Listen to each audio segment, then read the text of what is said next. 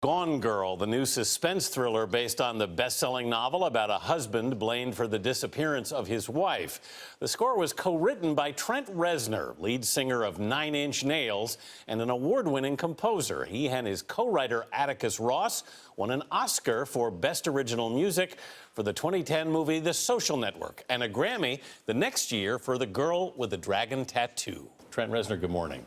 Good morning. It's your third time with David Fincher, the director, the first two films with him as well. What brought you back for Gone Girl? It's been just such a rewarding experience for me personally. It was very challenging. It was flattering to be asked to work in a different medium than we're used to, film that is. And it was such a fun and rewarding creative experience that, you know, when we finished Social Network, I said, hey, if it's appropriate, call me for the next one. That led to Dragon Tattoo, and here we are, Gone Girl. As you set about to compose it, how does the process work? Do you read the book? Do you see scenes, or do you start off with a blank slate? Well, what I learned working in film is that you know, my job is to be in service to the picture, and if I'm writing for Inch Nails, my end result is trying to get this idea I have in my head into your ears and make that connection. In film, we adopted this strategy of really trying to get inside David's head. He has a very clear idea of what he's looking for in the role of music in film. In this case, read the book, read the script, spent a lot of time with David thinking about asking him what he was looking for, and what textures, not only sonically, but what was the role of music. How manipulative can we get with music? And then Atticus and myself would just sit in a room, usually without picture, just thinking about the characters, thinking about the feelings that were evoked by the script, thinking about what we learned from David, and just generate some backdrops.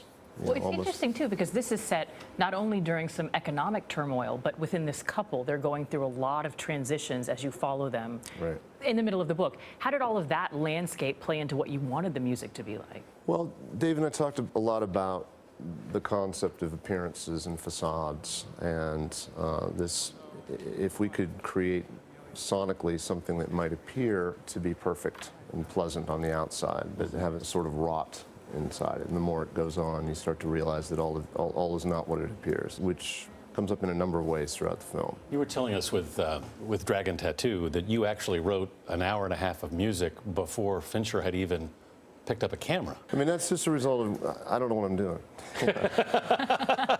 No, I think there's a benefit sometimes of not knowing the process, you know, so David asked me to work on Social Network, which is the first film I'd ever scored. And I watch a lot of films, and I love David's work, but I didn't know the actual process of how you would go about scoring a film. Do you wait till it's finished? Do you know, I just didn't know the mechanics behind the process. So we adopted a strategy that worked out pretty well, which was just to kind of work from an almost impressionistic place.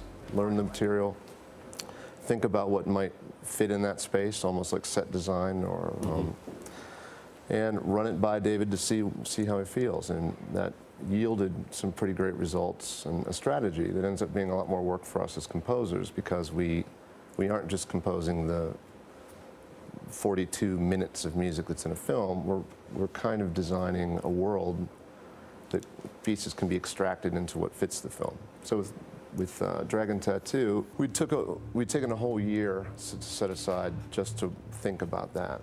And as we got to know the editors and the process that David goes through, we thought maybe it'd be interesting to give music before things are actually filmed, as it might influence the performances or some of the directorial decisions. And there were pros and cons to that approach, but it was an interesting experiment to try.